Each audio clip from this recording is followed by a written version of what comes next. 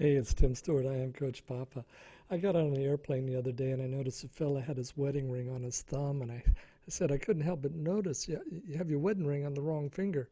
He said, "Son, I married the wrong woman." Nah, I don't think that's the case for you, but are you taking the time to get to know the people you're spending time with?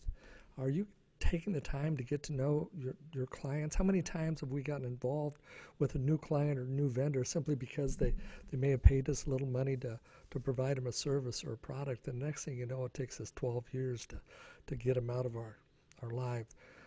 They become such an energy drain on us. You know, a mantra a few years ago was saying that we become the average of the 5 people we spend the most time with. I think we become the average of the most information we allow in here. I'm not just saying to ignore what's going on in the world. There's some stuff we need to know about. If nothing better, just so we can have a conversation about it. But if we're sitting all day in front of these news stations or commentary stations, I don't know if they're news stations anymore because there seems to be too much bias. But if we're spending our time filling ourselves with negative information, eventually what's going to come out is negative. And what's worse is our expectations become negative.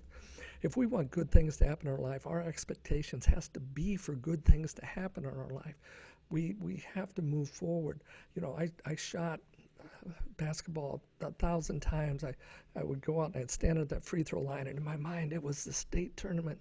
And at the state tournament, the time had expired, and I had to make this free throw in order to win the game. And I played myself through that scenario 1,000 times, and then it happened.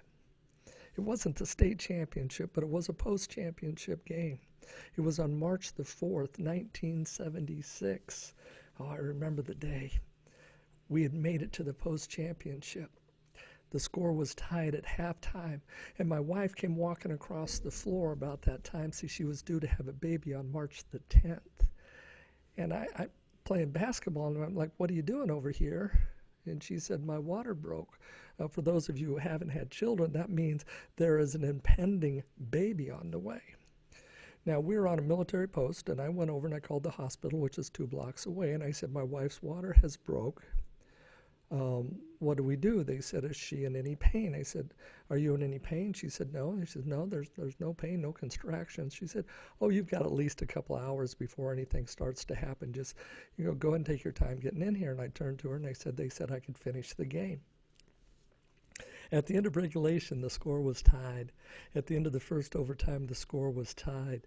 At the end of the second overtime, we were winning by 2 points when somebody made a prayer, and it was tied. And I'm running down the floor, and I get fed the basketball. I put one dribble, I go to lay it in when a guy fouls me. Boom! The second he fouls me, the horn goes off. Time had expired, and I found myself standing on the free throw line. Now, it wasn't a state championship, but if I want to go have a baby and stay married, I better make this thing. And I did, and we went, and a little girl, Dawn, was not born until 5 o'clock the next morning, December 5th.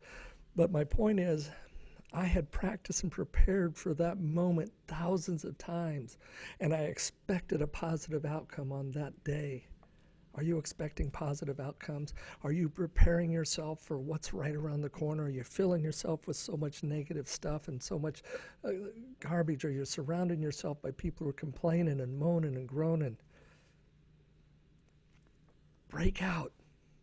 Surround yourself by people who are moving in a positive direction. Surround yourself by people who have a positive attitude. Know what's going on in the world, but don't dwell on it. Fill yourself with the good stuff, and the good stuff will come out, and the expectations will be positive. And if you have positive expectations, they will come true.